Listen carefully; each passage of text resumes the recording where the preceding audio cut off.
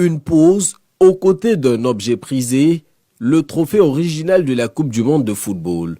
Depuis quelques heures, il séjourne sur les bords de la lagune Brié à la faveur d'une tournée mondiale. Au nom du président Alassane Ouattara, la délégation de la FIFA est reçue au palais présidentiel par le Premier ministre Robert Begré-Mambé. Conformément au protocole de l'instance mondiale du football, il revient à Marcel Desailly, ex-international footballeur français en sa qualité d'ambassadeur de la FIFA, de toucher et brandir la coupe. L'exercice est le même chaque année où se tient la Coupe du Monde, compétition à laquelle participeront les éléphants de Côte d'Ivoire au mois de juin prochain.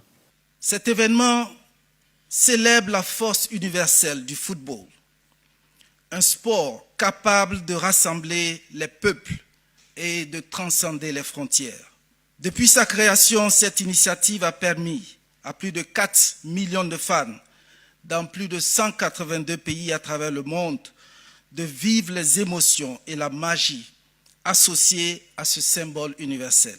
Le passage du trophée original de la Coupe du Monde en Côte d'Ivoire sonne comme un chant d'espérance en ce pays de l'hospitalité et de la vraie fraternité qui participe pour la 4e fois, après 2006, 2010 et 2014, aux phases finales de la FIFA World Cup.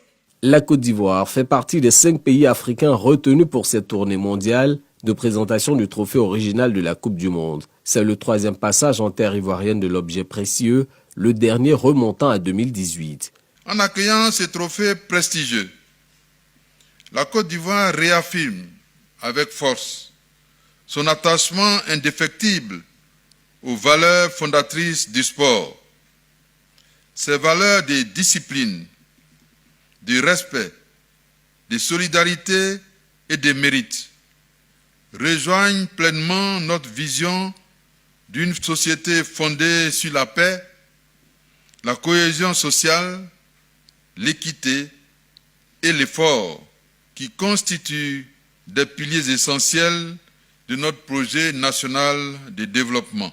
Prévu du 11 juin au 19 juillet prochain, le Mondial 2026 est co-organisé par le Canada, les États-Unis d'Amérique et le Mexique. La Côte d'Ivoire, logée dans la poule E, affrontera l'Équateur, l'Allemagne et la Curaçao.